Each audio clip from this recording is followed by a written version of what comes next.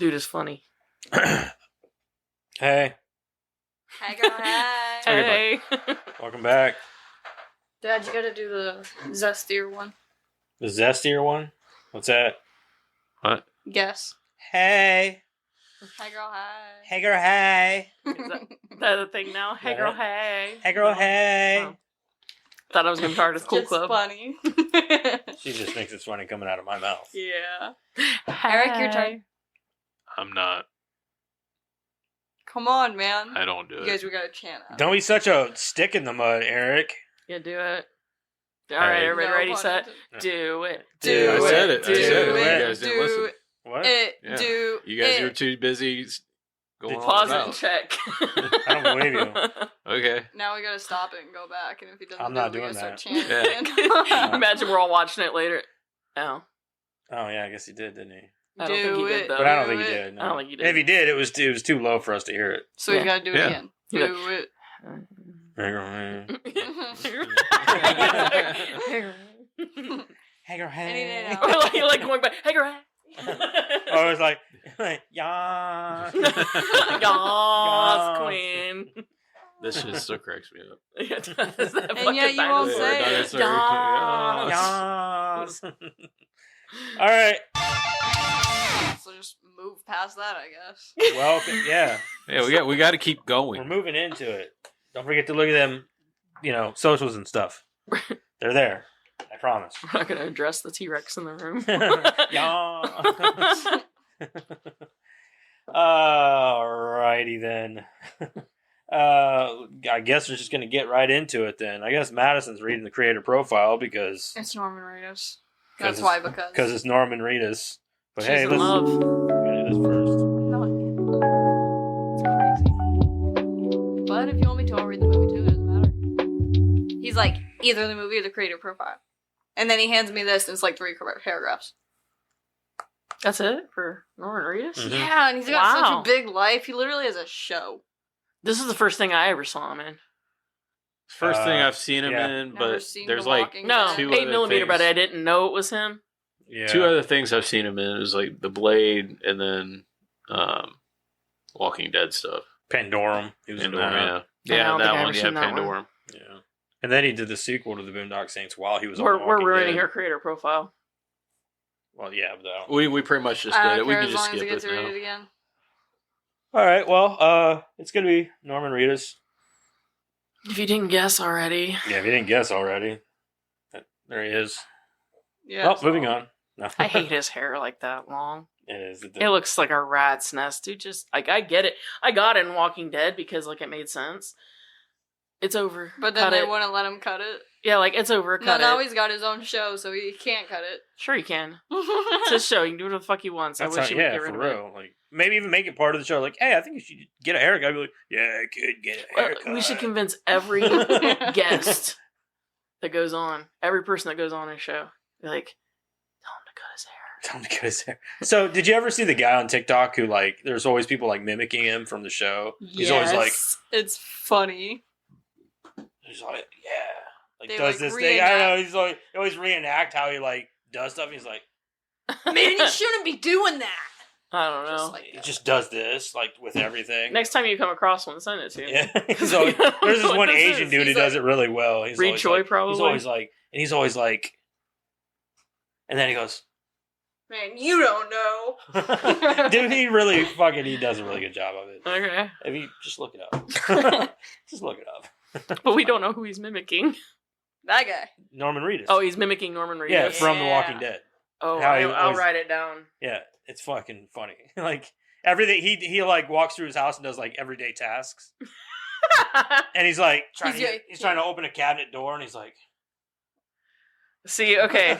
So, like, unpopular opinion, but, like, the first time I saw this, and I still feel the same way, Norman Reedus is a terrible, terrible Irishman. Yes. yeah. Yeah. Okay, I'm not the only one. Sean Patrick Flannery does fine. Because Oh, he fucking is amazing. Irish. Yeah, I guess his last name and everything, but still, But see, like, when Norman Reedus does it, it he's sounds not more actually like he doesn't have an Irish Guys. accent though. Right, so Sean Patrick Flannery sounds right. He sounds like he's from Ireland, right? His formative years were there. Norman Reedus sounds like somebody that went to visit Ireland, liked how they talked, and then tried. And is trying to pick up their slang. Yeah. Or not slang. He's trying to do their dialect. Because his accent goes in and out throughout the movie. Oh, yeah, and yeah, it drives me yeah, insane. yeah, Like yeah. the worst offender for me was the I think the courtroom scene, because he probably talks the longest in that. I don't know, but like when they're in their apartment, even he doesn't even have an accent. Like anyway, pretty much. But like Sean Patrick Flannery's is like very thick. it's It's perfect. like a very thick. It's perfect accent because they to were it. supposed to have spent their formative years there, Yeah. and they moved to America when they turned 18. Like that's the part of the story you don't get because they cut all that stuff out with their mom, and all that stuff. Right. But yeah, I was assuming that they were talking about his mom at the beginning in the church at the very beginning. Mhm. That was their mom. No. No? Kitty or Gervaisi. That's actually just a very popular, well, not popular, but famous story because several different theories psychologically came from it. The bystander effect. Because everybody will stand around and look at something and go, "Oh, he'll take care of it. He'll do something," Somebody else. and then nobody does anything. Right, I gotcha. So it was a very fascinating case from a psychological standpoint. But the other thing is, it seems like it had been exaggerated quite a bit. So this happened before 911 was a thing. It happened before, it was like before any of the modern stuff that we have now. So a lot of people that heard it in their like windows or whatever, they just took it as, they didn't think it was like any kind of, I mean, if you live there, you're screaming all the time, you know what I mean? And then anybody who did see it. Are you talking about in Boston or? Yeah, like I don't know if you hear it in Boston as much, but still, like, that's a high crime city, right? Mm-hmm. And so, like, if you hear screaming, you're not going to think much about it. I hate to put it that way, but it's sort of like background noise if you live there, right? It wasn't a bad neighborhood. I'm not justifying what these people did in any way, shape, or form. I'm just saying it was exaggerated. There wasn't as many people there watching as they would like you to believe, but anything more than one is wrong. So anyway, that's really why it's a famous case, is because there was a lot of study about why it happened.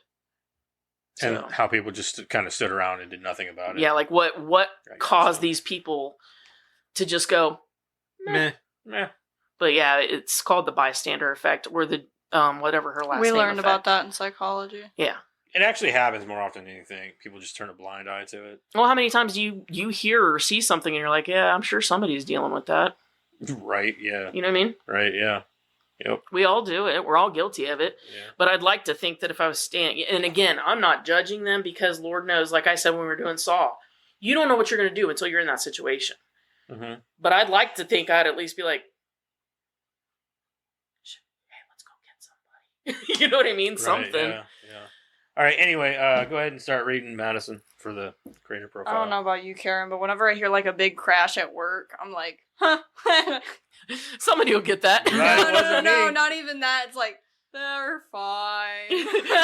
Or you go to leave work and you hear like something horrible, like shifts over. Yeah, right. Because you don't want to be that dumbass rushing up, right? And there's actually nothing wrong. Like, man, are you okay? Like, what? Like, man, you're fucking paranoid, dude. Like, nothing's wrong. But about the time that there is something wrong and you didn't go, you know what I mean? Then you're the bad guy. And that's another reason why the bystander effect happens. So, Everybody always thinks somebody else is going to deal with it for one reason or another. Right. Like, I hear a big metal crash in the back. I'm like, stupid customers. It's like when you're in a restaurant and you hear somebody drop a plate or something and it Adios. breaks. You're like, oh, that sucks. You're screaming, Yeah. You see a kid fall, you're like, eh. You alright? Alright. All right, come on, let's And then get they're to it. sitting and crying, and you're like, anyways. Norman Reedus was born in Hollywood, Florida. He is of Italian, England, laugh at Scottish, Penny when and she falls. Irish descent. He's a little bit Irish, y'all. He's like, not enough. Yeah. no. I'm not saying he didn't look the part or he didn't do a good job with his acting. It's the accent that I have a problem with, or How the it goes non-accent. in and out. Yeah. Yeah. I was paying attention. I'm like, huh. He it's Americanized not much again. faster than his brother. We'll go there. Yeah. We'll say that. They do look like brothers, though, don't they? No. I Not really. think they do. They They're look fraternal very twins. similar. Yeah, I know that, but they don't look like No, I don't brothers. think they look like their brothers. I think they look very similar. Okay, well, let's go. Anyways, I guess I can kind of see in that black and white picture. The nose, the eyes. Yeah, whenever they were younger, they would look like each other. Not now, probably. I don't Definitely know not what the now, guy but- looks like. Yeah. Anyways, he's an accomplished photographer with several books of his photography published and continues to do art shows and galleries all around the world every year. His first novel was published in 2022 and was on the New York Times bestseller There you go. list, as well as the Los Angeles Times bestseller list, titled The Ravaged. Reedus has a production company named Big Bald Head, Inc., with his producing partner, Amanda Burden, and first look deal with AMC Studios. Norman's first movie as an actor was, I can't say that, Guillermo del Toro. Guillermo del Toro. Blade 2. Yep. Horror thriller. He was in Blade 2. Yeah. I haven't seen that in That's a what I really said. long time. I'm getting there, y'all. Mimic, 1997, where he played the character Jeremy. He has also played roles in He was the in Mimic? movies. Mm-hmm. Floating, 1997. 6 Ways to Sunday, 1997. Gossip, 2000. Blade 2, 2002. And Deuces Wild, 2002. He also starred in the movies Red Canyon, 2008. Robert Redford's The Conspirator. Sure, 2010. Conspirator? Yeah, that's what I said. Oh. And John Hillcoat's 999, 2016. Norman played the role of Murphy McManus in the movie The Boondock Saints. I said that right? McManus. McManus. I don't know. The Boondock Saints, 1999. Opposite, Sean Patrick Flannery. Alright. And William Dafoe. He later reprised the role in the sequel to Boondock Saints 2, All Saints Day, 2009. Which was kind of making fun of the first movie. I didn't like it at all. What was It wrong was- with the first movie? Well, it was just kind of like, I hate. I don't know. They kind of, I wouldn't say they made fun of it. They did kind of make fun of it, though. I never like it when they bring back a character who died in the first one to help carry the second one. Who died? Oh, talking about Rocco. Yeah.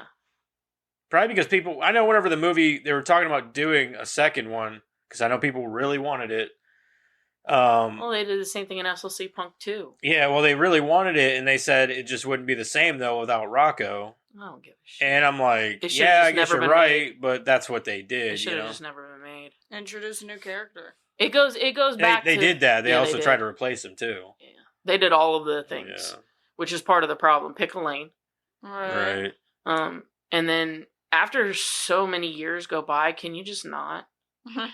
Like, every time that happens, The second every one was single very fucking underwhelming time. for a lot of reasons. Like, the second one introduces them, but they've been in hiding for many, many years. I'm like, you guys... Instead of at the end of the movie where you think We're- they're going to fuck shit up. Yeah, like, they're ready to go in and fuck shit up, but yeah, then the you find dad out they says, haven't done can shit you- since then. How can you, or how long are you going to do that? Can you do it until it's done? Yeah. And they're like, oh yeah, we can. We're going to go I guess hide we're though." done. Yeah, we're done. Yeah. Are you willing to go as far as needed? Like, well, no, because obviously you guys go into hiding. Well, yeah, we will after we stop hiding. After we catch him by surprise. It didn't make any sense to me because that was the most underwhelming part for I think the second movie. I was like, so wait, they've been hiding this whole time? Like, Well, I think people were expecting this strong movie like the first one was that made you question, right? Like, everybody has to sit there and watch this movie and question, like, one, would you be capable? And second, do you agree with it? Right? right. And in the second one, you're not asked any questions. You don't think about this very strong stance that they have in the first one. And that's what it's missing. They actually it's missing and this it's also incredible- because they also get pulled out of hiding. Yeah. Like, it isn't because they don't come out of hiding for any reason other than, well, they do come out for a reason, but it's like, but it's also a setup and a trap. You know what I mean? It's just, it misses the entire point of Yeah, the first one. And that's what people loved about it. So, yeah, I don't care. His directorial debut happened in 2005 with the multi-awarded short film Miles Davis, I Thought of You, 2006. As of 2010, he stars as Daryl Dixon on the AMC television series The Walking Dead. The character was not originally in the comic book series of the same name, but was created specifically for Reedus by Frank Darabont. because he actually went in to read for Merle. Mm-hmm. The Walking Dead comic creator Robert Kirkman has stated he feels absolutely blessed Reedus has honored the show with his presence and the way he has come in and taken over that role and defined Daryl Dixon.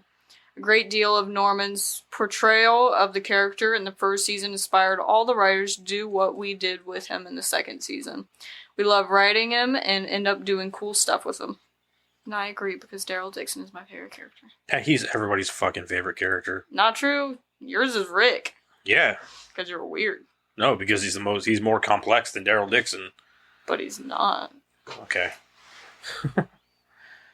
All right. Anyway, And that's a lie, because I'd have to everyone's watch favorite it again. character is Glenn. Honestly, I don't think I've watched it. Everyone's favorite character is Glenn. Let's be real. Well, I did love Glenn. everybody loved Glenn. No, Abraham. I liked Abraham. Abraham's one of my favorites. I really too. liked Abraham. I remember really liking I like him. quite a few I of the didn't cry over characters. Glenn. I cried over Abraham. Fuck Abraham. Glenn That's was right, the shit. he died, didn't he? Yeah, they both God, died. I suck at this. They died in the I same stopped episode. after. I remember I stopped watching after that episode, lot of and it wasn't people did. because of that.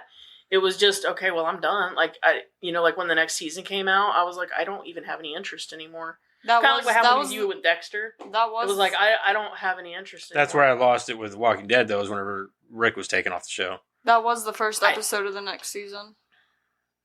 No, you see him die.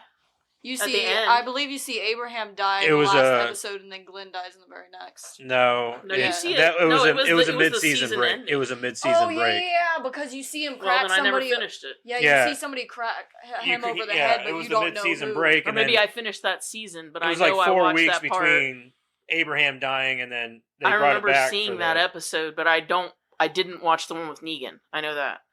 I stopped before Negan. Like, Yeah. other than, like, that happening, I stopped before he was, like, a main part of the show happening all the time. You know what I mean? Oh. The Whispers were scary. You should watch that.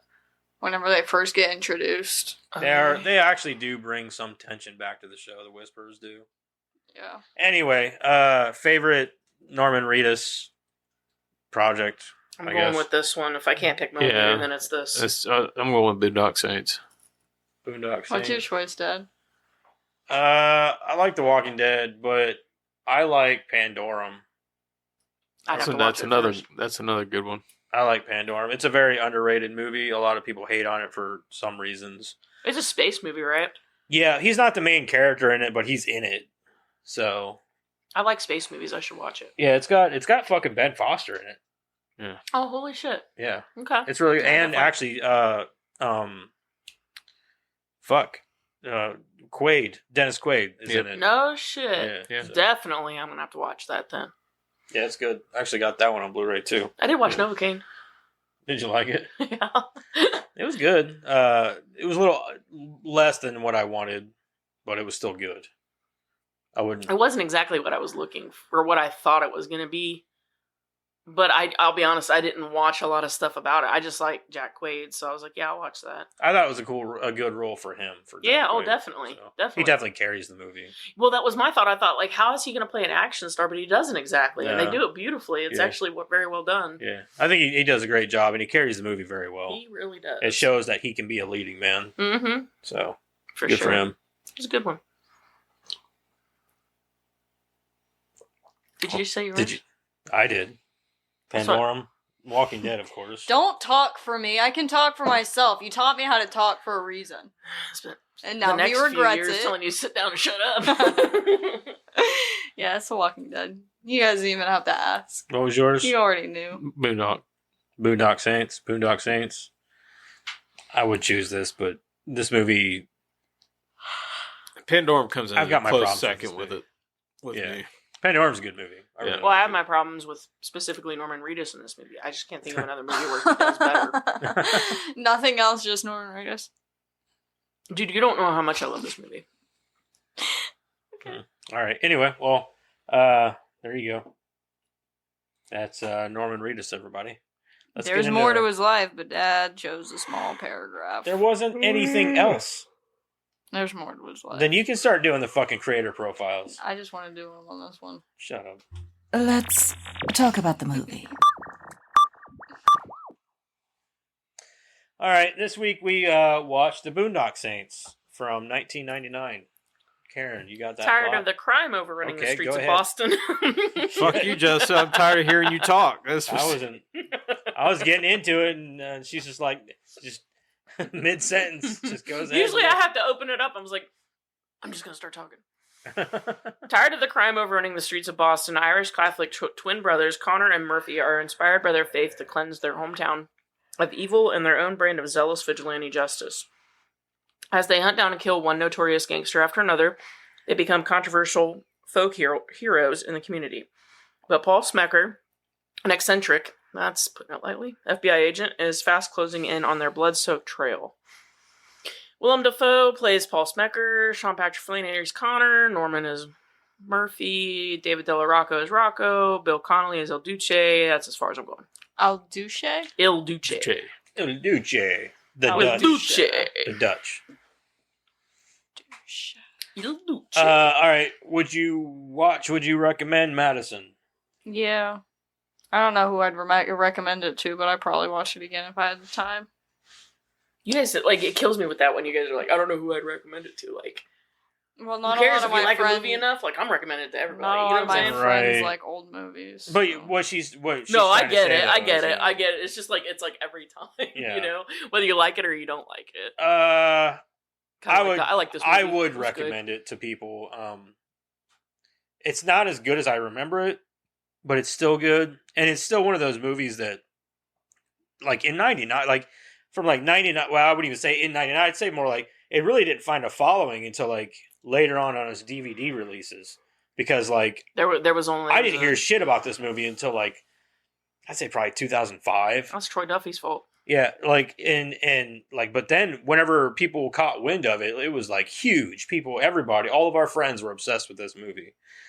And I watched it when I was in North Carolina. I don't even remember who right. introduced me to it. But Well, like Jessica Hill and some other people introduced it to me, and I'm like, yeah, I'll watch it, I guess. And it's a good movie. It doesn't hold up. It's definitely aged, but I think it's aged because of the climate of movies and cinema that's out now with vigilantism and stuff. Like, we see it every day in superhero movies, even in like, you know, street level superhero movies like Daredevil and fucking all these other street level superheroes and other, like, I wouldn't say spin-offs, but like sub-hero movies, essentially. You know what I mean? Like, it's been done over and over again. There's been movies about people who lose their shit. There was that Kevin Bacon one where he takes justice into his own hands because his that son, was like forever ago, though, wasn't it? Like 10 or 15 years ago? but it was after this movie, is what I'm saying. Yeah. Well, I mean, you had Vigilante Justice even before that. You had was it Bronson movies? Fuck, what are those movies called? I can't Well, I remember. guess that's more revenge, but yeah, there was vigilante. I mean, like Batman, he's a vigilante. Exactly. You know That's what I what mean? I'm saying, though. Like, Yeah. with the climate of cinema that we're in now, this doesn't hit the way it did back in '99 or even in 2005. Does for me. It may for you because of probably nostalgia, things like that. But so introducing this movie to somebody new isn't going to be like, oh, yeah, it's a fantastic movie. I mean, if you're using like Marvel as your background, No, not even just Marvel. I'm just saying movies in general. The kind of movie climate we're in with all these vigilante movies. It doesn't matter if it's Marvel or a superhero movie. It could be, you know, there's a lot of vigilante movies out there where people take justice into their own hands and blah, blah, blah. I'm saying that nowadays this movie doesn't hit like it did back then because there are so many of those movies out now. So if you try to introduce this to a newer generation of kids, like in Madison's case, it's not going to hit the way it did for us whenever it came out. Like, for them, they're like, okay, this is just another one of those movies. You know what I mean? So recommending this would be a little bit harder to do nowadays than it was back in like 99, 2000, 2005, whatever. But I would still recommend that people watch it because it's a very influential movie for that reason. And also, I believe that the performances in this movie, as some may say subpar for the movies, they're still good. Like, this is one of the first movies I ever saw Willem Dafoe in. I think this was the first movie I ever saw. Yeah, I think so. And like, his performance alone, this isn't even his best performance, but still it was great. You know what I mean? And same as like Sean Patrick Flannery, like and Norman Reedus in that.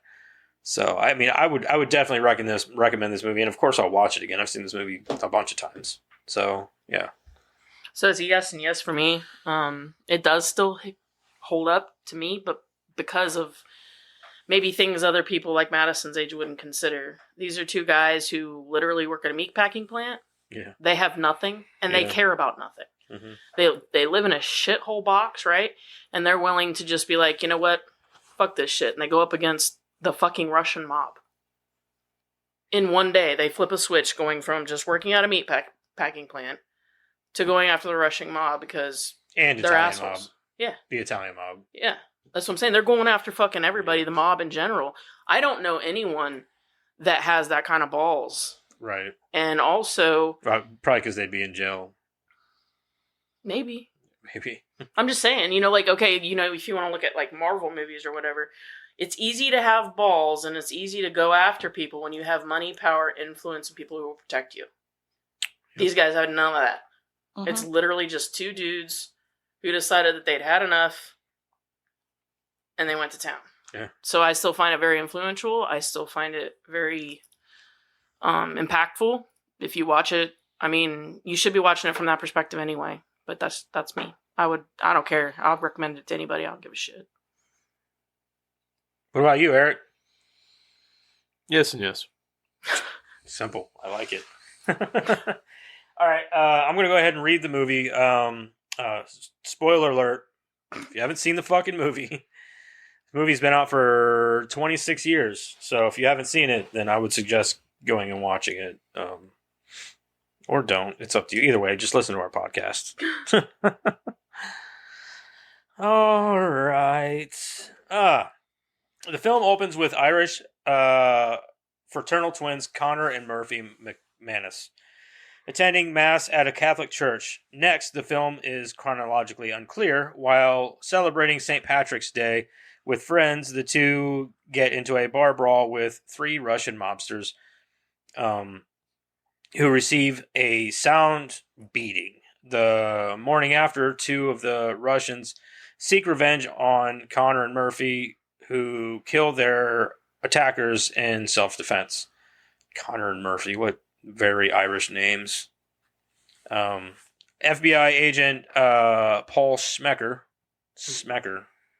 Is it Smecker or Schmecker? Smecker. The Smecker. Smecker like the pecker. Smecker with your pecker?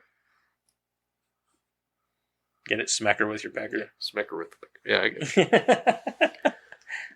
Oh, God, she looks really upset about it. That really upset Madison, apparently. She's going to take your ass out after she's like, this. No, she's like, I'm not bothered. She's not, she's like so over your shit. She's not, like, even her eyes are dead. Good. Fucking good. Have you seen that video of the little kid with the juice in the back? The mom's like, how's your juice? And he's like, good. Fucking good. Fucking good.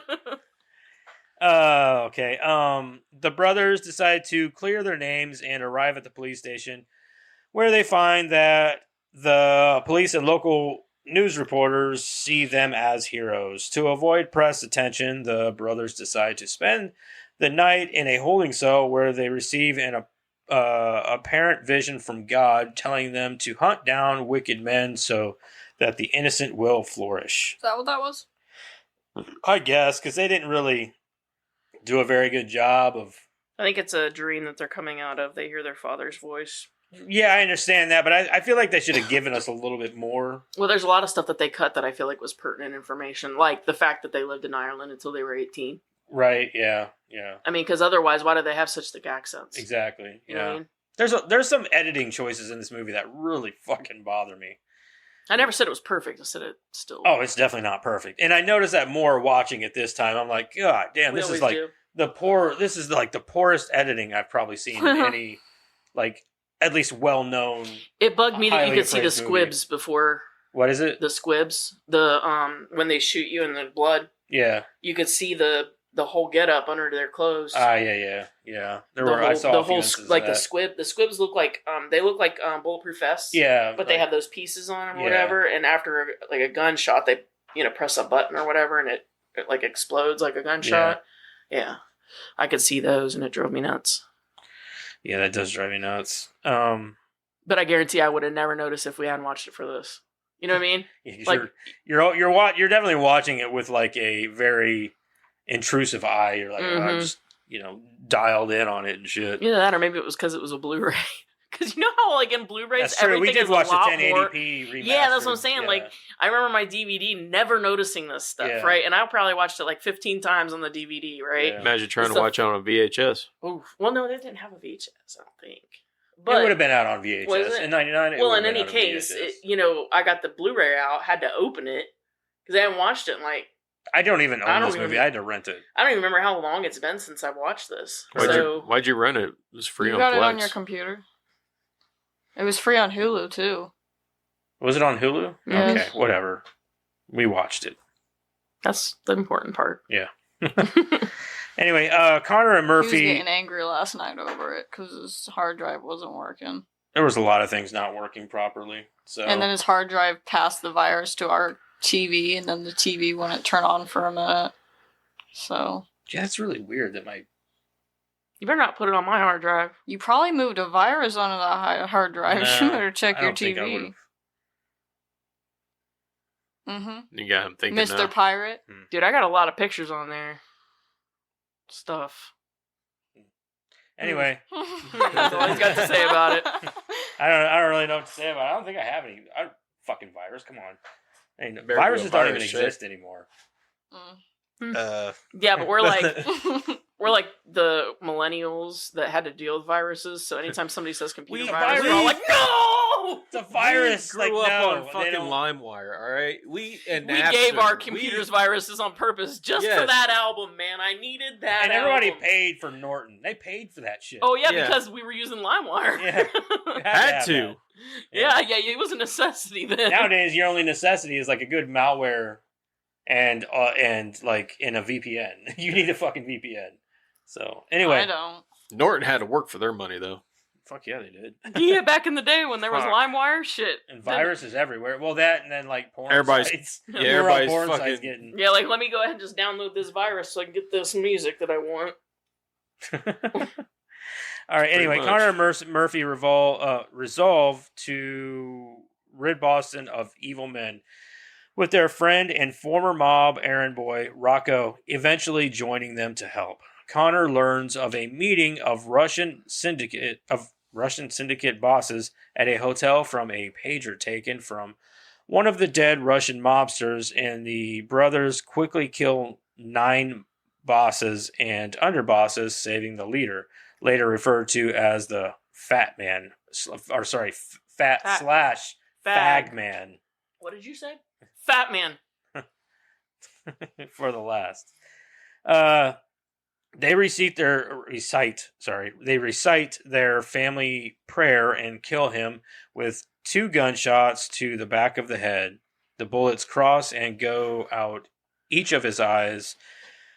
They place coins on the eyes of all 9 bodies as if to pay the toll to cross the river Styx, which I think is one of the coolest aspects of the movie, is that they do that for each of their victims. Mm-hmm. After hunting down Vincenzo Lapazzi, right? Lapazzi. Lapazzi? I'm Yeah. guessing. I don't know. It could be either. I know it's Vincenzo. But usually when there's a double Z, it's like there's a T Lapazzi? sound in. Yeah. That makes sense. Underboss of the Yakavetta crime family, the 3 vigilantes undertake a series of increasingly violent missions, cleansing the city of the most vicious criminals. In response to the threat, Jessup, Papa Joe Yakavetta, contracts the feared hitman El Duce to deal with the vigilantes. After killing a criminal at his house, the 3 men are ambushed by El Duce. Although they manage to chase El Duce away, the 3 men suffer from wounds, one of which Rocco loses part of his finger. Listen, my favorite part in that movie is Paul Smecker telling that story.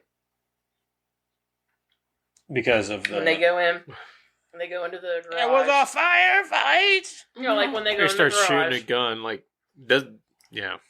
When they go into the garage, and he comes out of the garage telling the story. Oh, yeah. And then he's, like, telling the story all throughout like he was there. Mm-hmm.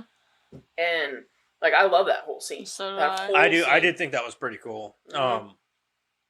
See, my issue with that though is he went from that calm, cool, collected person to being like this overworked, sweaty, like befuddled buffoon. Totally in character for him. For his character, I don't know, man, because like I get that he's losing. frustrated. He's losing. He doesn't like to lose. Right, I get that. He's but shown that a few times.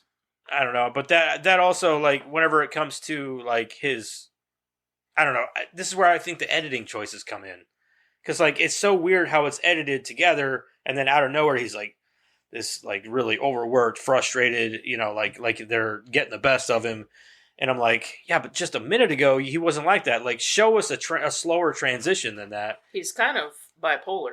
Yeah, I get that, but Yeah. it's just the editing choices. I guess it doesn't mesh well together. I suppose I wouldn't say that it's not like his performance didn't bother me. It's just the way I think it's edited together that bothers me. A lot of the editing choices in this movie really fucking bother me. The way a lot of scenes are edited together, how it transitions, fading out. and yeah, some of the fade outs. All of the They fade just really outs. bother me because you'll be on this high note and then out of nowhere you go into this like really low note, and it's just like, okay, well, this transition didn't feel right. You know what I mean? I don't know. It's just weird to me. And some people, I hate it whenever people compare this movie to like a Tarantino movie. I'm like, yeah, I could see some of the influence there, but like, it's not even on that fucking level for me. You know what I mean? Like Tarantino wise, like, because the dialogue isn't there, things like that. So, but these are all my critiques of the movie. So. Karen's looking at me like, dude, fuck you, you're wrong. No, I'm listening. What do you want me to say? Oh, I don't know. You just give me that Every look. time I say something, you go on to something else. So I'm just listening. That's it. She's frustrated. No, you just talk. It's gonna cut to a scene. I can't. It's gonna cut to a I scene can't say where anything. I can't. it's gonna cut to a scene where she's No. where she's sweating When I and do she's my like, reviews, he'll pop in for 3 or 4 more times. So I'm just I always listening. have something to say. I can't help it. I'm I'm a listening. talkative guy. Just listening. I have opinions. Mm-hmm. He does it all the time. I do it all the time. Mm-hmm. I know. Even I've known him for outside a of few him, years. yeah. I've learned to just be quiet. I mean, I just listening. That's For it. a few years. A couple, 2 or 3. Anyway, Two or 10 three, maybe. like, yeah. okay. Hours later, as the police investigate the spot where the firefight took place, Smecker finds the part of the finger of that Rocco Rocco's lost. Modern Life. Yeah. Roscoe. Smecker decides to do an independent investigation to see who was behind the gun. Sorry, I just read that line twice. Gun battle and can track the evidence down to Rocco and his 2 allies. See, I didn't understand that. Like, why? Like, you were all about, like, finding them and all this and that. Like, there's no evidence. Oh, no, this is going to be good. And then he finds the finger and automatically pockets it. See, I didn't understand that either. I had that wrote down. Yeah, I'm like, It why doesn't would you do make that? sense because he was literally just screaming Mhm. about, who are you? What, you know. Like, why And wouldn't then he he looks make down that? and he Why sees would the he? finger. why That's would a he make huge that- piece of evidence. Yeah, why wouldn't he make that evidence apparent to everybody? Like, holy shit, I just found this is the smoking barrel. This is It would make right sense here. if it was after he had made up his mind to help them. Exactly. But it wasn't. Yeah, Yeah, exactly. no, I agree with you there. I had that written down. Like, I I was don't like, understand. why would you just pocket the finger and not tell anybody? Like, that doesn't make any sense. Am I the only one that didn't get any hints that he was gonna like choose to help them at all? He just was like, That's another gonna thing. help There you, was and I was nothing like- that worked up to that, and then just I don't know where he's like, I'm gonna get shit faced and go. But like, dude, like I don't understand how this transition in your It hints person. at it. It hints at it when they're getting interrogated, because he's incredibly impressed with them, Right. and he's talking about, you know, like when they were talking about, you know, like they learned all these language, and like you look at his eyes, you look at his face, he is Oh, he's thoroughly in love with yeah, them. he's Like smitten he's just by him. Yeah, yeah. very much. So later on, when he figures out whose finger it is, and that it's Rocco, and he knows who it is. Like he knows it ain't Rocco. Okay, right. He knows it ain't Rocco. He knows Rocco's with them. He saw Rocco walk in with their clothes. He knows how close he is to them. Yeah. And he knows damn well who it is. Maybe. I guess you're right. Then he starts to think about the fact that, like, hey, These kids are good. And these guys, like, if they're doing this, they've got good reasons. And then he starts to put together, oh, they're all bad guys. Like, you know what I'm saying? Like, Right. he's starting to put the pieces together. He's not stupid. I mean, that's why he But got the finger job. did That part I do not understand I didn't either. I don't. understand. Maybe That could be another editing thing. Who knows? But Right. I agree. When he starts screaming about who are I you, think it's more of an ego thing that he wanted to find out who it was without anybody oh, else. he wanted to break the case. And at I this can point. see That's that. a good point. I Yeah. can see that, but like they don't make that evident at all. You know what I mean? Well, he just goes and should does be it. kind of He's very obvious. much of an Deduce it. egomaniac. Yeah, if you could if you really deduce it. think about it. You Right. really could deduce it based on his prior actions, and then that's the first time, like you said, that he's really just unraveling. Like he's impressed by these guys because he's going through what they did, and he's really impressed by it. But at the same time, he's like, the fuck, man! Like I have taken down bigger people than you. You know what I'm saying? Like he's getting really frustrated. One of my Looks down, gets this big break. I could see that. I Like can I said, see that very too. You're big not wrong egomaniac. about that. It just Yeah. like I got to know first before anybody type Mhm. of deal. Yeah. I want to break the case without anybody knowing how I broke it. Yeah, I don't Right. want my reputation fucked up, right? Like Yeah. if I hand this finger off, or if I tell someone else about it, somebody else is going to get equal credit. You know what I'm saying? Right. But like if he does it, his reputation is intact. Especially since he was throwing that tantrum essentially. Right. No, when he found that's the a very finger. good point. I hadn't thought about Because he didn't that. even find it on purpose. He essentially found it on accident. Yeah. Yeah. Also, I forgot what I was gonna say. Oh, that part whenever he was after the strip, whatever that thing is, the peep show room or whatever. Oh, the Oh, sin yeah. bin. Yeah, after that scene, and he's showing the.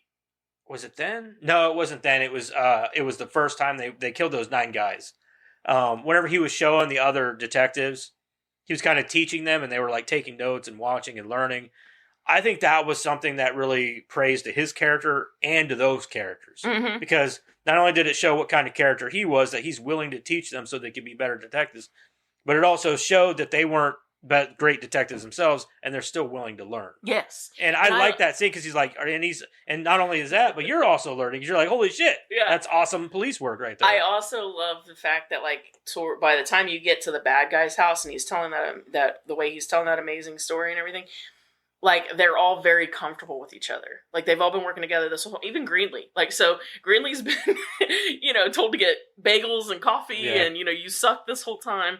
And so, like, after a while, anybody would just be like, I'm not going to talk anymore, But Greenlee, by the time that scene comes around, he's like, so it must have been 6 guys. And Greenlee's like, 1 guy, 6 guns? And he just looks at him. You know what I mean? Like, so to me, that's just he comes off the very first scene like a total ass.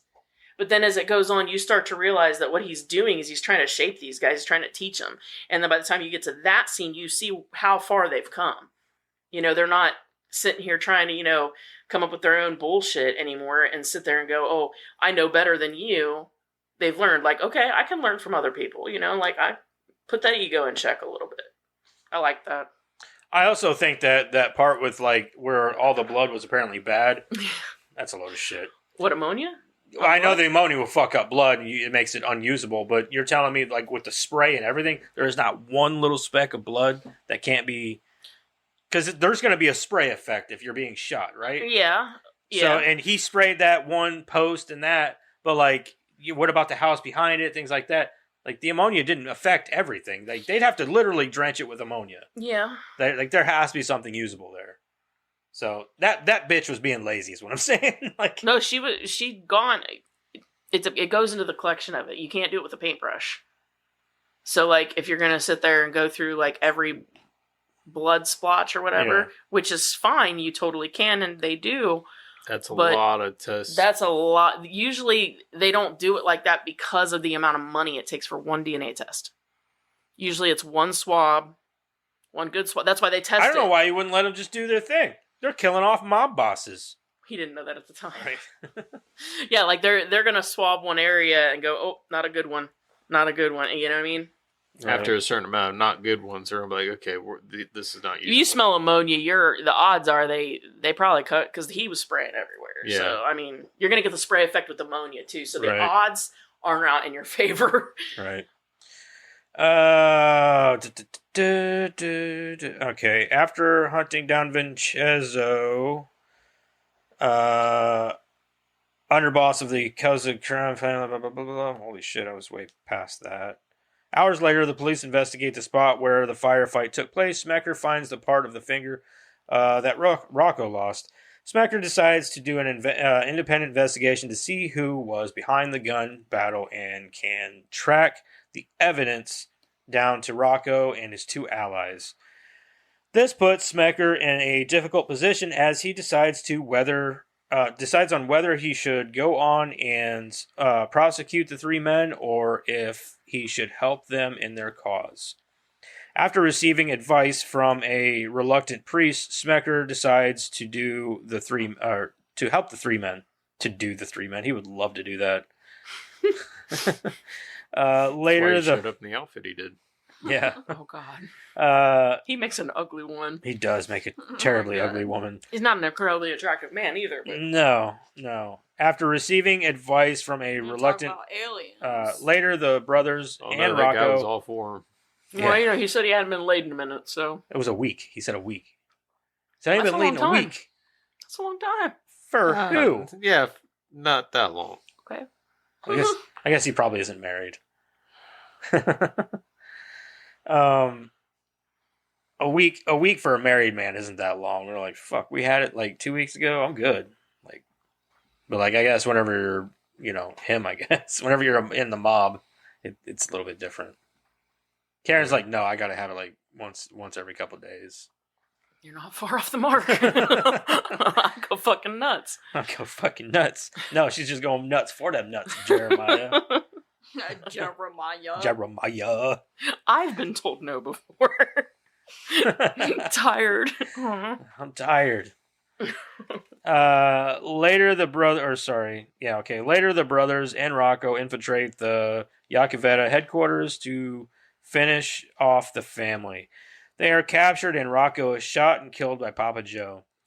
The brothers escape from their chains and, as they say their family prayer over Rocco, El Duce enters the room unseen as their backs are to him. As he recites the family prayer with them, it becomes clear that El Duce is the brothers' father. He joins them in their mission to kill all wrongdoers. I love that he goes from this feared hitman to I'll just join these guys in what they're doing because I love killing people. What I thought was interesting was because I made the comment to Jeremiah about I was like, it doesn't really make sense that he would be their dad. He works for the fucking mob. Wouldn't he have the same mentality as them? But then Jeremiah said, yeah, no. I mean, it's kind of Different age. no, it's kind of the greatest cover. You work for the bad guys so you can kill bad guys. And he even said, Rocco said, no women, no children. That was that was his only contract. thing was that he no women, no children. He loved, and they even say that he loves knocking off wise guys. Mm-hmm. So, but also, Which I didn't. He's think not about. part of the mob. He's just Correct. used by the mob. Well, it's like Jeremiah said. He said it's the perfect solution. Yeah, You're getting paid by the assholes that you're trying to kill. yeah, pretty much. And that guy even said, watch how, trying to hire him is the worst thing you could do. Yeah, it's like a last resort. Yeah. Yeah, because once you cut him loose, he's gone. He's a madman. Yeah. Papa Joe is sent to trial, and though there seems to be enough evidence to convict him, the reporters on scene anticipate his acquittal due to his gaudy-esque demeanor and the jury being rigged with his men and family members. The brothers and El Duce, aided by Agent Smecker, infiltrate the trial and make a speech stating that they intend to eradicate evil wherever they find it before the three men recite their family prayer and kill Papa Joe, causing panic in the courtroom. The media dubs the three saints. The media dubs the three saints. And the movie ends with various candid interviews with the public reflecting on the question, are the Saints ultimately good or evil?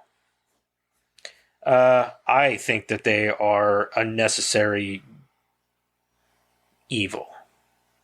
That's kind of what I think of them.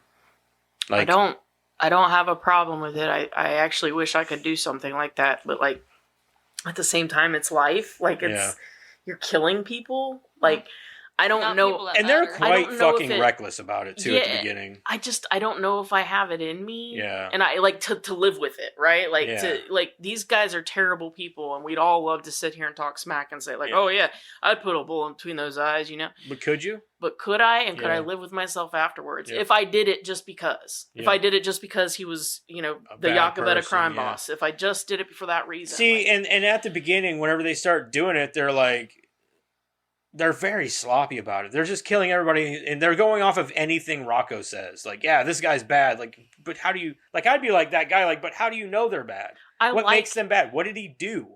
I like the fact that it sort of shows you them starting out, making mistakes, doing and that's fine, wrong. but they don't recognize them as mistakes, though, either. You know what I mean? No, I don't disagree, but that's part of the reason that, you know, like, they're growing up, too. You know what I'm saying? Like, you realize some of the, like...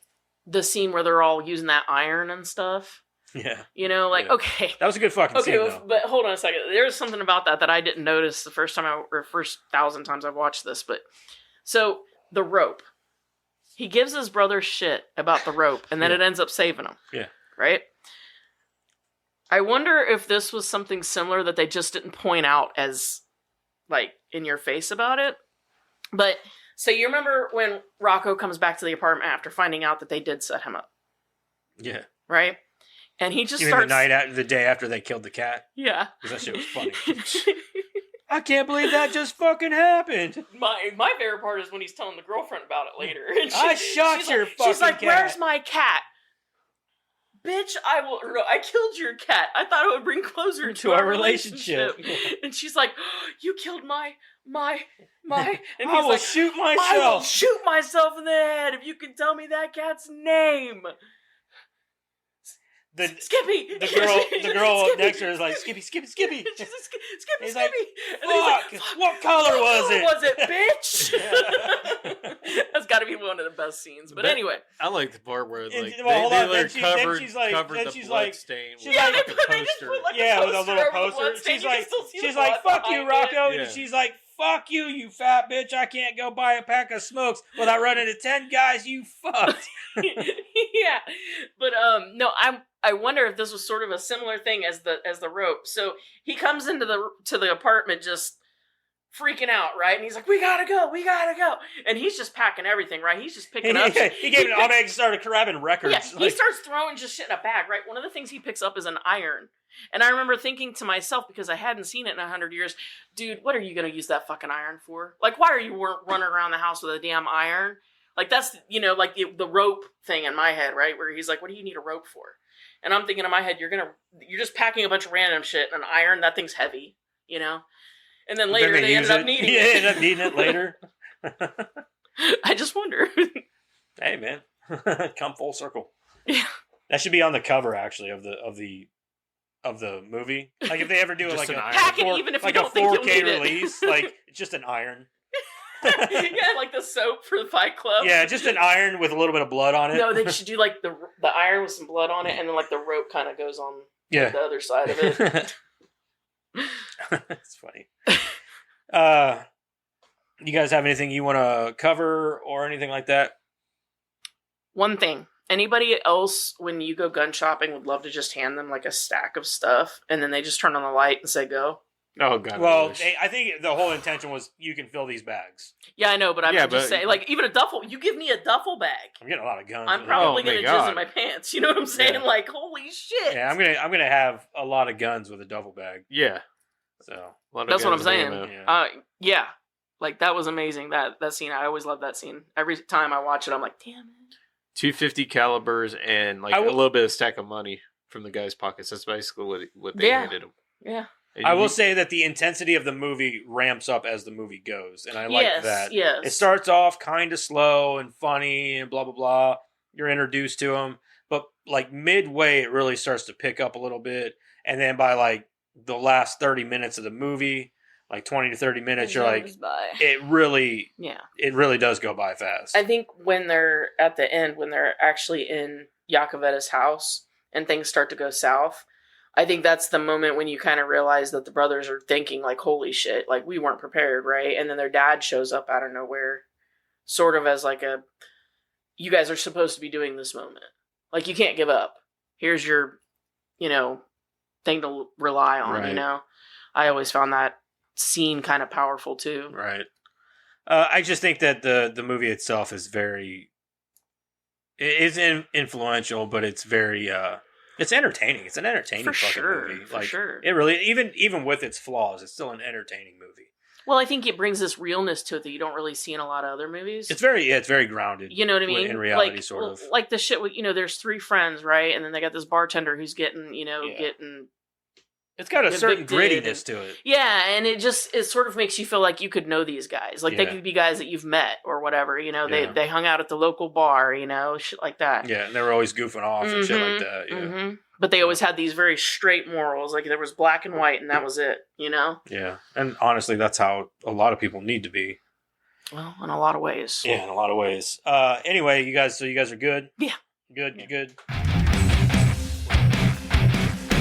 Let's bitch. Okay, whatever. It's good.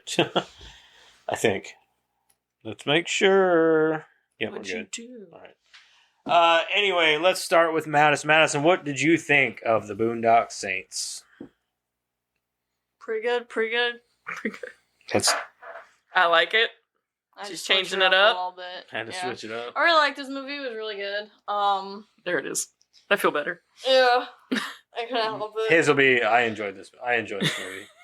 He's going to throw something. Just lean into it, man. It's cool. But, it's fun. It's what we expect of you. We need to come up with our own catchphrases. I know, See, right? The problem is I'm jealous. Actually. Really, I am too. Like, I don't have a catchphrase like that. Like, I don't have anything to start with. It just never fails me. Like, I need to come in like, Bazinga! This movie's great. That one's already it's already taken. Oh, yeah. All right. Sorry. Yeah, don't ever do that again. Banzaya! Banzaya! There you go. I was trying to help. I'm pretty sure that's a little racist. It's not. I don't like it either. I don't got one. I just don't have it. Yeah, it's just not there, I guess. I mean, we could throw something and make them have a noise. Hurt!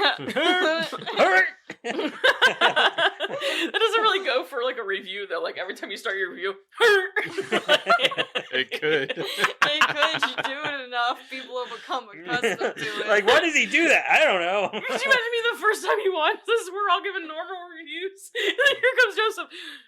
And then he starts in on it. Try it out. See how it feels this time. That's kind of a stupid noise.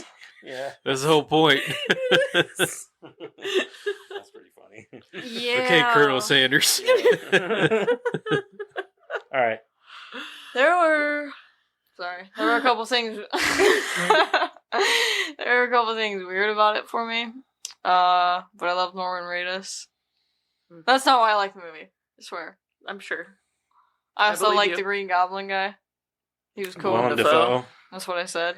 I thought so. Green Goblin guy. Yeah, I gotta clean up my ears. Yeah. And maybe like it's all that sex she's been having. It's all that what? Sex she's been having. Oh, her. Yeah. Madison's like, excuse me? Better not be having any fucking sex. How? I'm stuck here all day. Goddamn right. Anyways, I like this movie. It was pretty good. I forgot what I was saying before. As happens, I understand.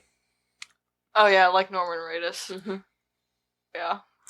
But I didn't like how it would fade in between going back between like the Past and present. Sure, yeah, that's what I meant.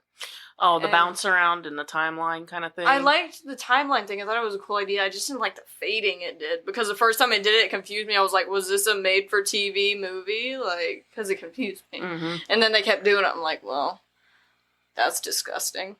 So.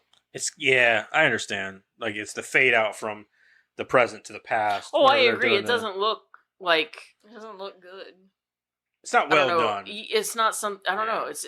It's like when I first watched it, I felt the same way. I thought, okay, this movie is obviously a big budget, or not big budget necessarily, but a big movie deal, right? Mhm. Like it had all of the other.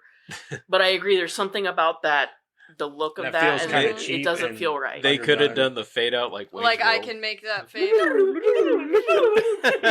But like I can do that same fade out on CapCut for free, so like Right, it right. kind of like throws me off. I'm like, I don't. You didn't I'm like not the disagreeing editing. with you. I felt the same way the first time I watched it. I thought this isn't like very.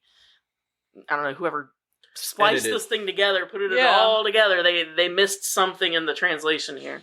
yeah, and it was also Norman's accent. I'm sorry, I love Norman Thank you. to death, but Thank Jesus Christ, Yeah. it Thought I was was going like fucking crazy. it didn't even like to me. It didn't sound terrible whenever he did it, but he didn't do it all the time. He only did It it would've whenever he been- was like yelling. And that's fine.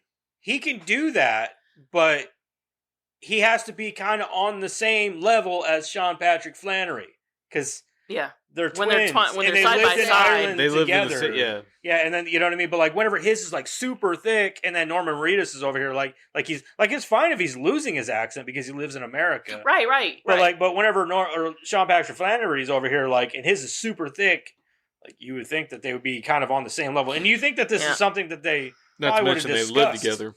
while Well, see, filming. Eric and I have relatives on Grandpa's side that came from Ireland, Scotland. and no, that's on Jim's side. Oh, yeah.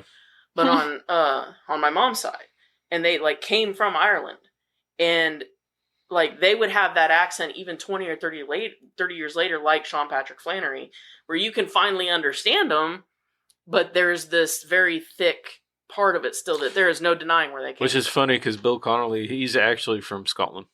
Yeah. He's Scottish. Well, you can tell that in he has a softer Mhm. like way of delivering his stuff, and that is a very Scottish trait. Right. Our great grandfather. Kind of like fuck. The fuck's his name? Like when he says theater, He was when he would say James theater, Bond. that's more Scottish. The fuck was his name? James Bond. Oh, Pierce Brosnan? No, I know Sean he's talking Connery. Sean Connery, yeah. I was just fucking around. Pierce Brosnan. Thank you. That's what I was like. Who? Pierce Brosnan? And you're like, no. I'm like, Well, he yeah, played Bond too, so I was like, no. I know, Karen. but he is not Bond. Sean Connery is Bond. You know what I'm saying? Sean He was Connery's only the best- Bond. He was he's only the Bond best in that Bond. 007 game. Let's Yeah. be real. GoldenEye 007. Yeah, That's let's the just best, be best real. one. Okay. Yeah, I know it is. You play that shit with You four don't. other You people. don't downgrade that game. I'm not. You never I won a should. trophy playing that game one time. At a Not to brag or anything. not to brag, no, not to brag. All right. On so what do multiplayer. you give it? Oh yeah, I forgot about the part. I'm gonna give it a 6.5. It was alright. All right. For me, But I great love Norman movie, Reedus. fun, poor editing choices. I love the opening with the was it Dropkick Murphys or was it? Mhm. Drop- Oh no, that's not Dropkick Murphys. I think that's Troy Duffy's band. Yeah. It was at the beginning. Pretty sure No, I'm pretty sure they did a lot of the soundtrack, but that might be. Well, I don't know. It was I either don't have the Dropkick soundtrack Murphys name. Hold or- on. the beginning part. Oh, like the theme? Oh, I don't know. No, at the Hold beginning, whenever they were like in the When they were after they walking? walk out of the church, on. Hold on, I'll look it up. because it I'm was pretty either sure that was I'm looking it up. I have it. I just can't think of what's.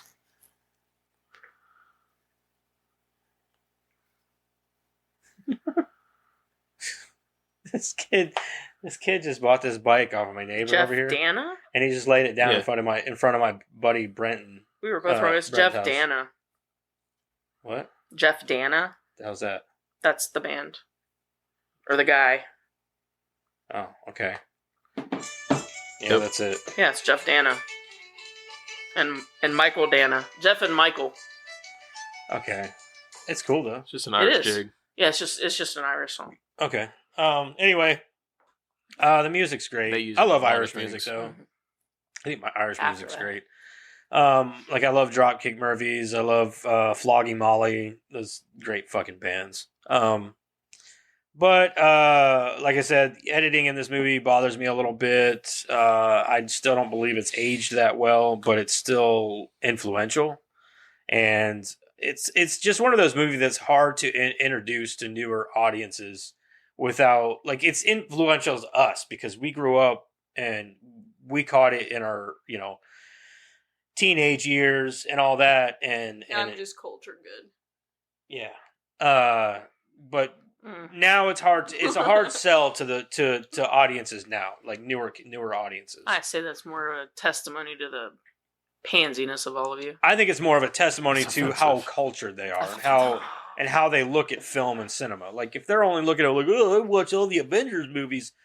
Well, they want everything You're to not be going to soft appreciate too. this. You know what I mean? Like they don't want anything that's too violent or too. It's true. And this even movie, even the upper teens are that way too. Yeah. It's like Which they've been is just mental. overly sensitive. I let my kids see it all. Crystal's a little more against some things, but like me, I'm like, I take my mom's stance. I don't give a fuck. Yeah, that's how I am. Like, just know that it's not real. There's some things that I might be like, yeah, maybe you shouldn't watch this. Dude, my mom let me watch Bachelor Party when I was 4. But like with this movie, like I had no issue. Like I told Crystal, she's like, "Is it kid appropriate?" I was like, "What is kid appropriate?" And then I was like, and then I said, I was like, there is a small bit of nudity in this, mostly with the tit incident. He's like,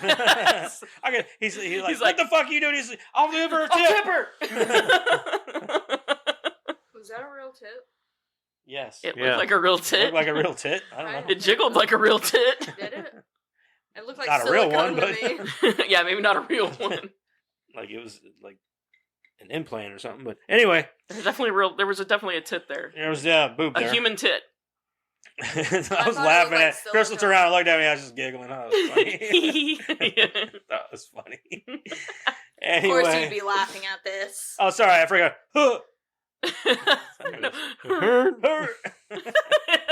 Okay, it can't be his catchphrase. He's terrible at it. Yeah, I'm terrible at it. You gotta have that little Hurt. Now move your hand a little bit while you do that. Hello, future We're getting kicked off. cancellation. Yeah, that's canceled right there. That's the last one. That's We're getting it. kicked off of YouTube now. That's for it. Sure. That's the final one. We'll never be monetized. Even if we could be monetized, they'll never monetize us. No. Like, you see these motherfuckers? Like, they're over there making fun of retards. Now it's over. He dropped that R-bomb like it was nothing. That's terrible. Well, say goodbye to the I don't muse. give a fuck. Grow a pair of balls. Shut Not the fuck today, up. Satan. Yeah. Anyway, I'll give this movie, I'm going to give it a 7. I'll give it a 7. Sorry, guys, I let him into that one. Hurt! That's like Tourette's. I can't. Fuck! Oh, yeah. Ass! I'm gonna get you a Proverbs book or something. Yeah, Now you he's making gotta do fun the of people with Tourette's. Oh, fuck what's ass next? hurt. Hurt! And what was the one that Norman Reedus came up with? It was like something if you can't stay out of the kitchen. Fuck, what was it? If you can't something, it was then get out of the kitchen. Right, like don't do this if you can't stay out of the kitchen or something like that. Yeah. Dude, Like, why don't you make like a tree and get the fuck out of here? Except that one kind of like could be an homage almost. For, I think that one's funniest. with that, if you leave the F-bomb out, it's the same thing that fucking what's his face in Back to the Future, Biff used to say all the time. Oh yeah, Make like a tree and get out of here. yeah. He just added the fuck. Yeah. Make like a tree and get the fuck out of here.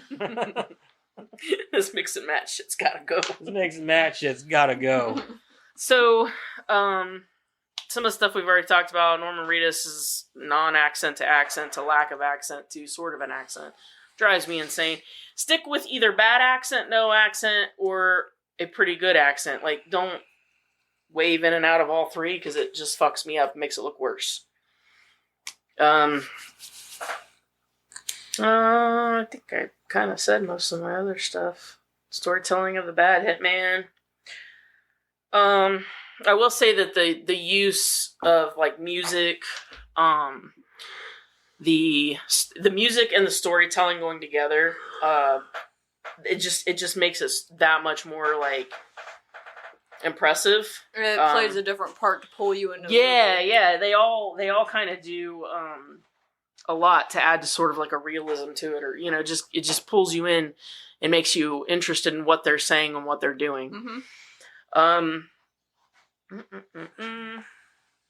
hated that I could see the squibs. I don't know why I look. I look for squibs in every movie because I think they're fascinating to me. I love those. They're things. cool as fuck, but it's something that you don't want to see. Yeah, I don't want to see them, but I look in every movie. Because I want to see it makes the movie less realistic to you. I love the bloopers too with them, like where they they have the gunshot go off and then 3 seconds later, and those always crack me up. Just the mismatching. But in this, it was even worse just because I'm staring because I love the squib special effects so very much, and so I'm always looking at them, and so I'm staring at them like, damn it, I can see the squibs again, Yeah. And it was just, I don't know, that drives me insane. The editing, like you guys said, but I love the movie overall. I love the message. I know that it's not necessarily a very moralistic message, but I mean, sometimes people just should be fucked up. Yeah. I mean, I just. But, then you get into the whole debate of, what makes you judge, jury, and executioner. I get that, too. As a matter of fact, that's one of my favorite parts of this movie is actually how they ended it with all of those news segments. Yeah. Because you can sit here and be like, yeah, fuck them guys, fuck them. And then you hear some of the other arguments coming from other people, and you're just kind of like, well, that's true, they got a point, too. I mean, you're right. Kind of like politics. Yeah, I mean, and so it does draw you in, even at the end, watching these news segments. I really like that. I love it. I love the fact that they ended it that way. It's the question of, is it right or wrong? Mm-hmm. Is it good, evil? Mm-hmm. Is it in a morally gray area? Like, mm-hmm. how do you... Yeah. Like, how? You know what I mean? I like the fact that the movie is obviously very pro, right? Yeah. But then you get to the end, and they end it with giving the audience the microphone. Well, not just that, but also, the people who are watching the movie, they get this, so there are two sides. Because you've just been watching it from this one side this whole time and just being solely... So, you're all gung-ho about it at the end. You're like, yeah, I'll fuck some people up. Yeah. And then they kind of lay this moral dilemma in your lap and say, kind of make up your own Is mind. it right, though? You know what I mean? That's what they're asking you. They're dropping it into your lap and saying, okay, audience, I hope you enjoyed the movie, but there's a little more to this. Here you go. Yeah.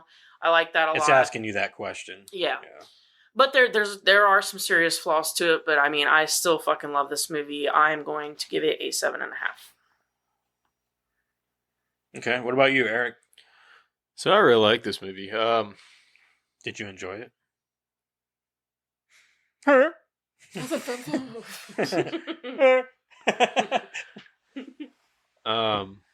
really love the music. I love, most of the acting in it. Didn't really care, like you said, Norman Reedus' accent. Didn't care for the editing. But overall, I mean, I really like this movie. I got to come in probably about an 8. 8? All right. That's a good one. All right. So that's 7.25. All righty then. You guys want to guess that Rotten Tomatoes stuff? Oh, I'm guessing that the critics gave it like a 20. Damn. They didn't. I'm sure they didn't like it. I was going especially to go nowadays. with at least a 40. I'll do 60. 20, 40, 60. Karen's going to take this. It is 26%. Whoa, buddy. Told you they were going to hate it. Says, critics' consensus is a juvenile, ugly movie that represents the worst tendencies of directors channeling Tarantino. Nah, they just didn't like how many times they said fag. Called it. It's fucking ridiculous. Yeah.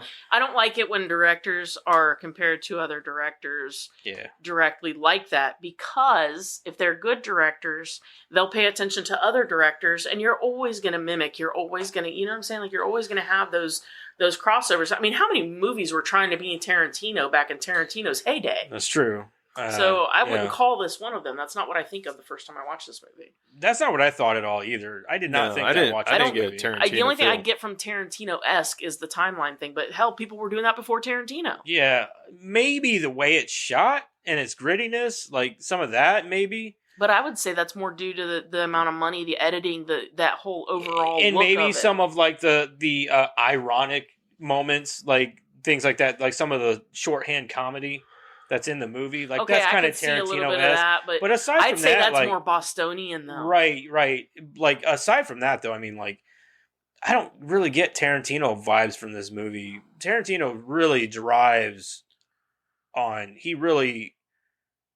his directing and his writing and everything on He a could lot make of you dialogue. focus on this duck for 30 minutes. Exactly. His dialogue is the biggest thing, and talking about nonsensical things that you just wouldn't think they would talk about in a movie. You know what I mean? Like random, like you said, that duck. But like that wasn't this movie at all. So No. that was really just a poor. Did your shirt say I love squirters? Yes, ma'am. I love it. Yeah. Oh, it actually says squirters. I thought it was just a squirt gun. No, it's. She finally put two and two together. Like, hold on, like squirt. You guys don't like to play Oh, squirt guns? I love to play squirt guns. Yeah, I'm sure. all right. Audience. 65. 65. I'm going 78. Oh, I think that there's been a lot of people watching it that's more recent, and they've driven it probably way drove it down. down. I'm gonna go 45. 45. 65. That didn't sound good. 65. I said 78. Eric's gonna take this. It is actually a 91%. Really? Whoa, Oh, I love buddy. that. I love that. It's actually 91%. Gives me hope in humanity. Yeah. Here's some shitty reviews. Half a star. A load of garbage started off quite well, but then became progressively unbearable to watch. Gratuitous gore, unbelievable plots, and cheesy acting by the likes of Willem Dafoe. He said William Dafoe. It's actually Willem Dafoe, fuckface. So if you're going to write out a review, at least know your actors, you fucking moron. There's that malware bite. Yeah. Don't waste your time watching it, peeps. That's what he said, peeps. Yeah, what did you call me? 1 star. I Absolutely. technically don't listen to people that say peeps. Peeps, yeah. I don't listen to their advice. Yeah. 1 star. Absolutely unwatchable, stupid, annoying Tarantino for dimwits. Man, you are Get one it. pathetic loser. Half a star. Is that even something? I don't know what that means. Lame throughout. Over 250,000 people thought this was one of the best movies they had ever seen. Oh boy.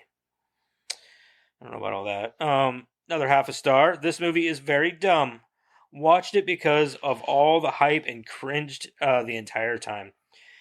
It seems like it was written by a middle school boy. Super lame writing. None of the characters were compelling, save for Willem Dafoe's.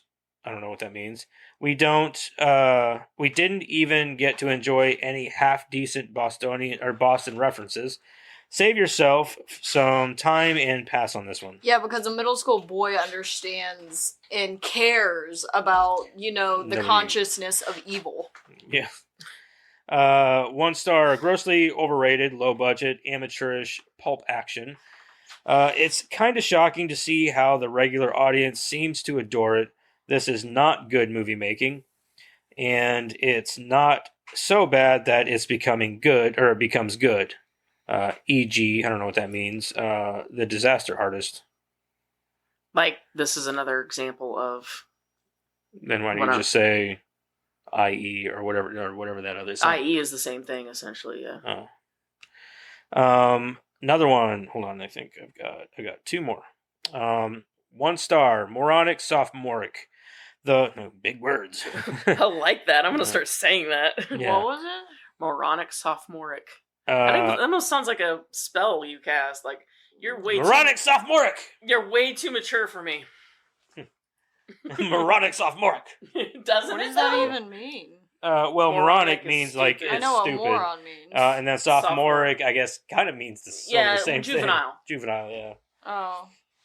Okay. The Boondock Immature Saints. juvenile. Yeah, the Boondock Kinda Saints like a is in. sophomore. Yeah. Yeah, the Boondock Saints is an experiment that exercises violence for the sake of violence in the hopes of Is there anything better than that? sating some serious bloodlust. The plot line is a reoccurring sequence told in 3 acts. The Saints murder lots of people. Daniel Defoe shows up to investigate. Hold up. I knew you were gonna like that. Did he just combine Daniel Day-Lewis and Willem Dafoe? Yeah, So I think that's what he did. maybe. It says Daniel Defoe. Sir. Investigate the Hold up. Saints and Defoe. Respectfully. Yeah, right. Eat my ass. I'm pretty sure we messed up Willem Dafoe's name before. You two did. Yeah, William. I did? One of you did. It was probably It me. was back when we were in the upstairs. I don't think I've ever. Maybe I don't know. Because I brought up No, Willem Dafoe. you started it. I and said then William. you I said it. William. Me and him both were going back. I thought and I forth always saying knew it was William. Willem, but I could be wrong. I don't know. Maybe I didn't. I don't know. I know him now. No, make a TikTok of that. I'm Anyways, gonna find the I old think this one guy just missed and the point of the combine them. movie. Yeah. The Saints and Defoe recall how they murdered a bunch of people. This is repeated ad nauseum and gratuitous slow motion. Little seems to separate the Saints from the people they murder. In fact, the bad guys, and that's the question you're supposed to be asking yourself at the end of the movie, you fuck. The bad You guys... didn't get an altogether hard to understand movie. The bad guys and the good guys both revel in blood and violence. Unlike Tarantino films, the violence preferred here doesn't even necessarily have any consequence or redemptive qualities. There is no substance here, just style. Okay. All right, last one. Sure. Star and a half. Never in my life have I seen being so intensely invested in such a heaping pile of shit. The editing and pacing of this film is so goddamn horrific. If you had told me I had an aneurysm halfway through the film, I would... Uh-oh. We heard somebody scream. Now we got Somebody's dead. sirens. They're dead that way, though. Okay. The scream came from that way, though. Oh, did it? I thought it came from that way. Who knows? It's somewhere. Sorry, where was I? We live in the hood. No, we don't. Had an aneurysm halfway through the film, I would have believed you. Dead characters obviously breathing. I did see that, actually. The one guy in the alley, he was breathing when he was supposed to be dead. I didn't notice that. A batshit insane plot that is beyond comprehensible. That's part And of the a fun of lovely it. performance by the lovely daddy long dick himself, Willem Dafoe. Never in my life will I care to watch this film again, but holy hell, I will never forget it. So at least you got that. That guy in the alleyway was breathing. Yeah. Normally, I love paying attention to I dead know, me bodies too, to notice right? that, and I Yeah. didn't. Yeah, I didn't normally I notice it. that It's every pretty time. quick, but you see. No, I believe you. I believe you 100%. I'm just Mhm. saying, like, usually that's something I zone in And it's on. like the main thing Yeah. I pay attention to whenever there's a dead body. Yeah. Is that body Or like if breathing. they're in water, like I'm Mhm. holding my breath the whole time. Like, would they survive? Yeah. You're dead, You're a man. fucking You are champ. dead. I Yeah. can't- You're cheating. Cheating! You got a Get on bleeding the tube in your door. mouth. You know, I guess the actress from Titanic, what's her name? The girl who plays as Oh, Rose. Kate Winslet? yeah, there you Yeah, go. she That's held her breath for 7 minutes and something. She's a fucking liar. No, No, they I they believe it. literally recorded I know. I it believe it because she had to go through training I for like believe 2 or it. 3 weeks. She's actually She's one of lying. the She's most- just lying. I believe that she's one of the most underrated actresses I agree. of all time. Because she is a great fucking actress. I don't Yeah. know what anybody says. Mhm. Like Titanic, I think Titanic about ruined her career. Yeah, It's Like- one of those things that like it was so huge when it came out. Like it's so strange how that happens with movies, right? that Like you have so it goes many from being people like picking it everybody's apart. favorite fucking thing, and everybody loved it, and then like 2 years later, it's like, I hated that Fuck fucking that- movie. fuck that That movie. was terrible. You know, like My favorite part of that Hmm. movie is when that dude falls off the back of the ship and It hits bounces that off the propeller. That No, shit was see, funny. to me, Like, that- ping! the And only he spins. time that I was not zoned in on the fact that it was a movie was when the ship sank and they're going around in the water and seeing all these dead people. You even seeing a lady like holding a baby, and all I could think was, this really happened. Yeah. Yeah, This really happened, and they're just showing it to me like it's a movie, Like I'm there. and I don't like that. I've never really liked the Titanic, like ever. Like it's never been my kind of movie. I never liked it, but I know I like whenever we were going through it in like our history classes or whatever. Like I liked reading about it. The best movie depiction of the Titanic was in Ghostbusters 2. You're being sarcastic right now. Yes. All right. Anyway, let's move on. Sweet ass trivia with Karen. After I just talked about how horrible it was. Take it away, Karen. Hi. But I just got done talking about saying how bad it was that they exploited the Titanic in the Titanic, and then I'm like, oh, but in Ghostbusters 2 it was funny. It was really good. Well, you see, when it's good, it's good. You know? It was in Ghostbusters. It was in Ghostbusters. We can pass that. All right, so Sir Billy Connolly was so stoked to be playing against type in that role of Il Duce and having so much fun playing a psycho with guns strapped all over him. They had to add the large cigar the character incessantly smokes because unless they stuck something in his mouth, he would not stop smiling. Can you just imagine him just sitting there? Like waiting for him to come out, like... I just imagine this dude's like, dude, you gotta stop smiling. I can't help it. I'm just so giddy right now. This is my face. I'm just having such a good time. I'm so glad to be here. Kicking his feet. And it just shows that shows the character of a person. Wherever they yeah. smile that much, you're like, that dude's got to be nice as fuck, right? Right? Like, it's got to be fun to be around. Troy Duffy recollects going to a bar with Rocco during production. There was a girl working there who Rocco really liked. As chance would have it, this girl was a huge Willem Dafoe fan, and Rocco ended up getting Dafoe to go to the bar with him. When she saw him, the girl was very excited and began to ask for an autograph. Dafoe, always the smoothie, told the girl he'd give her an autograph if it was okay with Rocco. Aww. So he actually got Rocco a date. It's very nice. Right? Wonder if they're together or if it was like a one time. It was a one time. It just says that he got him a date. I'm pretty sure that probably didn't work out then. The church where Connor and Murphy attend Mass, Church of the Covenant. Yeah, she was hot, but she wouldn't stop talking about you. I don't think it's going to work out. Kept trying to get you to come over in the middle of the night. It was weird, dude. Yeah, like, it's just like, kept asking about you. Like, hey, is Willem going to be there? Like no. You're like, no. Then I guess our next date night's gotta be sometime else. Maybe whenever he's there. Just keeps bringing it Do you back. think he could invite us to his house? He's not married, is he? Right? Just are you like his god, like, father, or like? How'd y'all meet? Like, how'd this work? Like, do Yes. you know who his wife is? What do you think I'd my love to meet his chances wife. are? Oh, he doesn't have a wife. What do you think the chances are he'd be into me? We're dating. Oh yeah. What are the chances of you letting me be into him?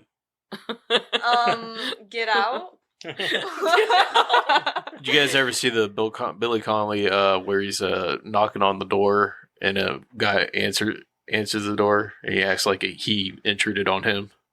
Oh yeah. I think I have seen that. I think I have seen that. I'll see, that shit had me fucking dying. Yes. I think I have seen that.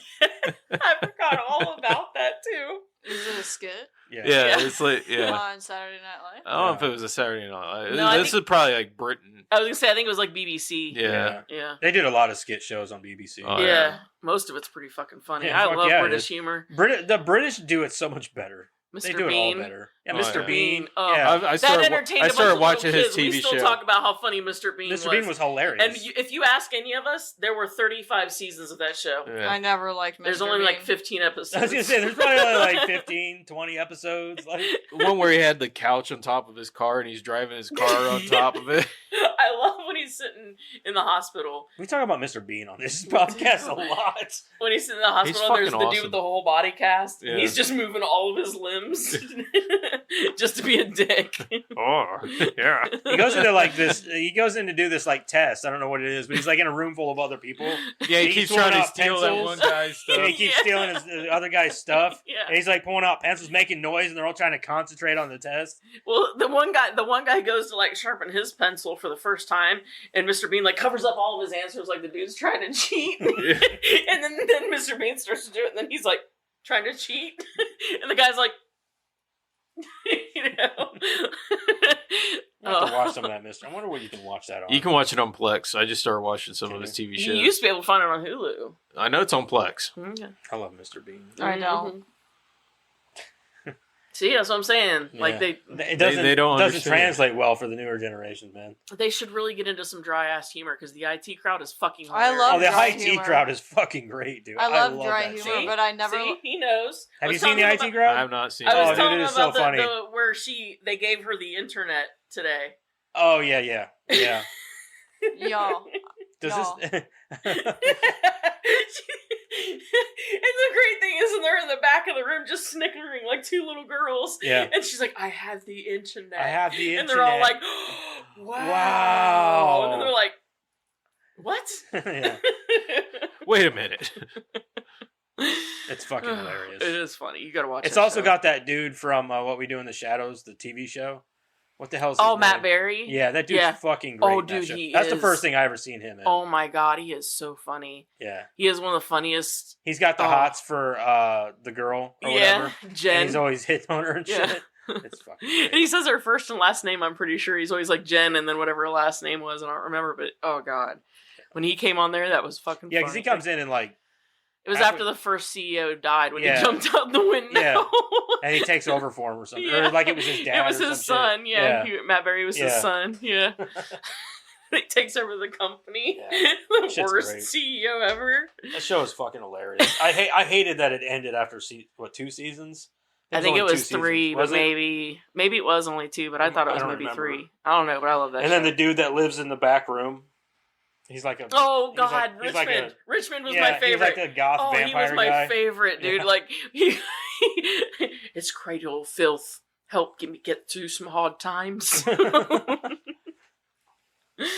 The church where Connor and Murphy attend Mass, Church of the Covenant, is not a Catholic church but a Lutheran one. No Catholic churches in the area would allow filming in their sanctuaries due to their objections to the plot of the movie. The character David Della Rocco is named after the actor who plays him because the character was based on and written for him. The tattoo that Connor has on his left hand says Veritas, which is Latin for truth. Murphy also has a tattoo in the same place, but on his right hand that says Equatus, which is Latin for justice/equality. I put that in here because I always meant to look that up and never got around to it. And I was always interested in what it meant. So if you ever wondered what it was, No, you know. justice and equality. The more you know. Yeah, we need some of that later. The more you know. Troy Duffy Reading flew Rainbow. to New York City to meet with Ewan McGregor and offer him one of the lead roles. At a night out, Duffy got drunk and they got into an argument over the death penalty, and McGregor passed on this movie. This led to Miramax Films putting the movie in a turnaround. Troy Duffy's screenplay was inspired by his disgust at seeing a drug dealer taking money from a corpse across the hall from his apartment. Duffy, who was working as a bartender and a bouncer, had never written a screenplay before. This initial premise for the Boondock Saints came when Troy Duffy and his brother Taylor, when they lived together. Duffy notes that drugs and guns were constantly coming through the building and how he and his brother always fantasized about doing something about it. Not that we'd ever kill anyone, because we certainly would not, to the best of your knowledge. This movie was given a limited release in the United States due to the Columbine massacre. It was only shown in 5 theaters for only 1 week. However, it later developed a huge cult success from the word of mouth following the success of the DVD sales and the follow-up with the Boondock Saints 2 All Saints Day in 2009. The word fuck and its derivatives are used a total of 246 times. Troy Duffy recalls meeting Billy Connolly for the role of Il Duce. Connolly, always the more jovial of characters, wanted to play the baddie. Duffy also recollects days shooting on the street where Connolly would entertain the cast, crew, and spectators with comedy bits.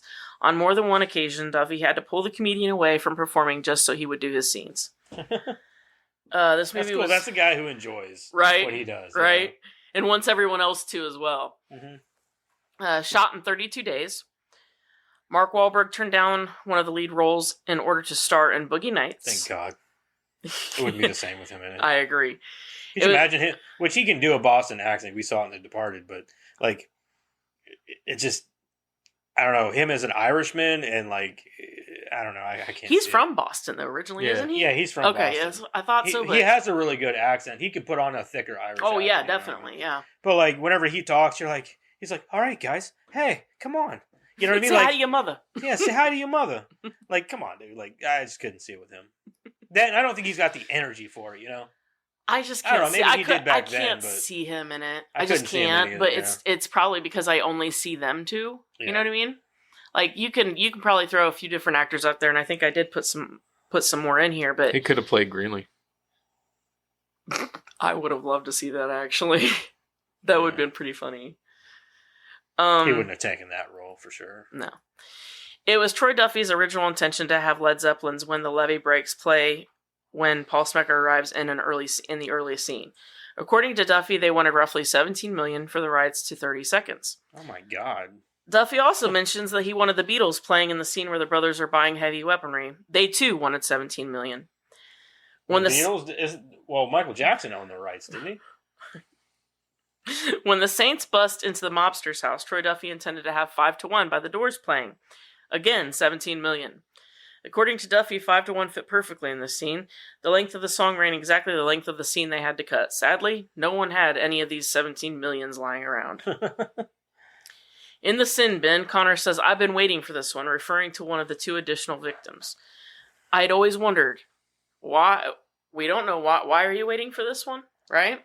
Goes back to the editing. Yeah. So the comment refers to an omitted scene in the emergency room where the man is a pimp that was beating a prostitute. And Murphy holds Connor back from attacking the pimp. Yeah, he was a pimp, wasn't he? Mm-hmm. He looked like a pimp. The other victim in the sin bin is a drug dealer from outside the sin bin, yet another omitted scene. Patrick Swayze, Robert De Niro, Sir Kenneth Branagh, and Kevin Spacey passed on the role of Paul Smecker. For the role of Paul Smecker, Miramax Films preferred Sylvester Stallone, Bill Murray, or Mike Myers. And that's why you don't let the studio fucking pick anything, because none of those, not goddamn one of them. Bill Murray would have been terrible. So would Sylvester Stallone. That's terrible. Yeah, choice. and Mike Myers, no. Mike Myers can play a character, though. I know, but like I couldn't take him seriously in that role. Yeah, I guess I couldn't either. I wouldn't be able to take him seriously. Because in the more comedic parts, or when he's a little bit more eccentric, can you imagine Mike Myers in those situations? Yeah, you're making it too much of a comedy movie at that point. You would be seeing one of his bit characters, or like the Guru, or that's what you'd be seeing in your head. Yeah, you wouldn't be seeing an FBI agent. Like it wouldn't work for me at all. And Kevin Spacey. Kevin Spacey, I could see. He could, but I don't think he could pull off like the comedic part. Oh yeah, he could. Oh yeah, for sure. Listen, before Kevin Spacey decided to be a fuck ass, he was my favorite actor. He was a great actor. My favorite movie of his was American Beauty. That movie is fucking amazing. I love American Beauty to this day. That was one of my top favorite movies of all time for the longest time. It still might even be. I don't know. I love that movie. I could watch it over and over again. Gerard Parks, who plays Doc the bartender, also played a character named Doc in Fraggle Rock, 1983. Troy Duffy mentions he did a John Woo ripoff for the shootout between the brothers in Il Duce. He liked the idea of dropping out all the sound and only having music play while so much violence and action was going on visually. He then specifies Face Off and the Somewhere Over the Rainbow shootout. I never even put those two together, but now that he says it, it's like, oh, yeah, you did, didn't you? But it's done so well, you don't even notice it. Right. Face Off. What a great fucking movie. No doubt. Troy Duffy brings up his reasoning behind casting Ron Jeremy. Chances are you both know who he is if you're watching with your spouse, your lover, whatever. But are you going to ask, or are you going to talk about it afterwards? I did. I said, hey guys, he's a porn star? I thought to myself, like we talked about it very openly. Like, I don't know. What couples are a dick the size like? Of What my couples arm. are going to sit there and act like that? But it is kind of funny to hear, I guess. But nobody's going to sit there and like, yeah, I've seen a bunch of his videos. I've never seen his videos. No. But at the same that's time, what he's famous for. Yeah, but you know what he's famous for because he's one of the most famous porn stars of all time. His face is known. Yeah, his face is very known. That's what everybody knows everything. him from. To say that is. To sit here and be like, oh yeah, I know him from this movie or that. No, you don't. Like, you know him because everybody knows him as a porn star. Yep. That's how you know him. Now, whether you've seen his porn or not is correct. Irrelevant because it doesn't matter. You just know who he is. Correct. So that's how everybody knows him. Now you know him as, well, not a very good fucking person. No, not even in the least. Which I never thought he was a good person to begin with. He doesn't. He's greasy, man. He looks like a dirtbag. Yeah. Troy Duffy apologizes to the cat that got shot in the film. It was thrown in because of a relationship that he'd had with a woman who had 4 cats. This is the only scene here that is very self-indulgent on my part. And lastly, anybody have an idea on body count? See, there's 9, 3. 56. No, hold on. I'm adding 9, 3. Does the cat count? Yeah. Does the cat count? Okay. So there's cat 9. I say And 25. how many were in the house? There was 1, 2, 3, 4. So yours 5, 25? Oh, yeah. No, there was all 4 those. plus him, so there's 5 in the house. Plus Rocco, so I'm that's 6. 25. Rough I'm estimate. taking the high end. I'm going 30. You're closer. It is 33 and 1 cat. To 34. 34. I'm going to go 34. The cat counts as a body. I guess. It's a death. If you It's a body must. count. I mean, it's got a body, right? It's dead, so it's a dead body. Mm, It doesn't have I a body anymore. guess, but yeah. It's just splattered all over. Yeah, the wall. no, you can't count that. It was just a mess after that. Same. It was just- goop. It was goop. On It the was wall. done. Yeah. Covered by a poster. All right. Is that it? Yeah. What's in the box? What's in the fucking box? Let's find I out. think I said lastly, does anybody have an idea on body count? Ready to rumble. Ready to rumble? You lost one. Is that in there? I You don't lost one. It should be. think- We'll just go with that one. Baby Driver.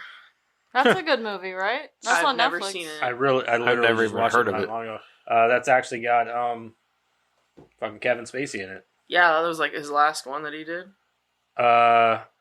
Yes. Yeah. Yeah, it's Edgar Wright directed, I believe. Mm-hmm. Do we want to do that, or do we want to do Ninja Turtle 3? I What? really do Ninja not Turtles care. 3. I'm alright with Ninja We Turtles. should do the Ninja Turtles 3, y'all. I say She Surf said Ninjas. we cover all the movies before she left. Yeah, I'm not. You're not So- gonna get me. Surf Ninjas. Surf Ninjas. He's. Ninja All Turtles about them 3. Surf Ninjas. Yeah, we'll do Ninja Turtles 3. Have you never seen it? Yeah, you've seen it. I seen it like once, but I don't remember what it was about. This is What's the it one that on? you guys have seen. This is the one that's This is the one that go back. What? Have I yeah, seen time. it? The time. Oh, yeah. Whatever. Yeah, back in time, I yeah. rewatched Oh, yeah, the I've- first one I've the most. fucking lived on this This is the for one a I've long seen the time. least. I've seen Yeah. it probably. I mean, I've seen it a lot, but it's like far less than the I other probably I've only seen lived it on once this or one twice, but I don't think I ever for the actually paid longest time. attention to it. I used to watch this movie more than I did the other two. Which is weird because I watched the other two a lot more than I watched this one. Nope. The first one was always my favorite, though, mainly because the I think disc that Michelangelo it was- was on was a cheese pizza, and I loved cheese pizza when I was a kid. Michelangelo was like on par with It's this crazy comedian. the things that actually like stimulate your memory. You know, you're like, I know that because of this and because of this. I just and because of remember that. Michelangelo being so fucking Like, we funny all in this do one. it, you know. Yeah, the movie honestly isn't bad. From what I remember, I think it was just too harshly critic. Like it was just. I don't remember it. But we'll see. We'll see. Next week might. I change know I've things. seen it, Yeah, but probably like I haven't once, seen it and I in a probably long wasn't paying time. attention. I haven't seen it in a long time either. I so- probably wasn't paying attention. That's what I'm honestly, saying. 'cause Like, I know I don't didn't think watch I the was paying second one. attention. I do remember the first one though, over and over and over again. Right. Mhm. Well, you heard it here, people. Go ahead and That's check out them socials and all that, and get on our X and our Instagram and our all that shit. It's all in the description. Just go there.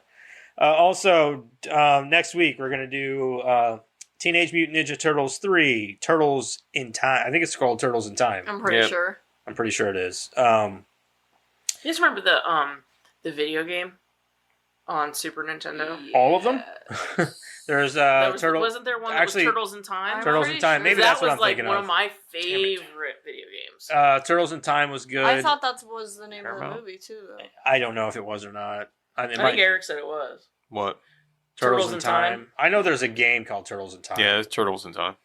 Dude, I love that game. It was absolutely my favorite. I don't know. Is That's there? all we It is played a in our game. living room or Mhm. grandma's living room for the Mhm. longest Them time. fucking things in the sewer. Fuck them things. Now you get to the fucking NES one. Now fuck that one. It's just called Teenage Mutant Ninja Turtles 3. I thought it was. Yeah, it doesn't say the movie Turtle- isn't back in time. No, but the game is. Yeah. So, yeah. The game. Yeah, that's what I was asking.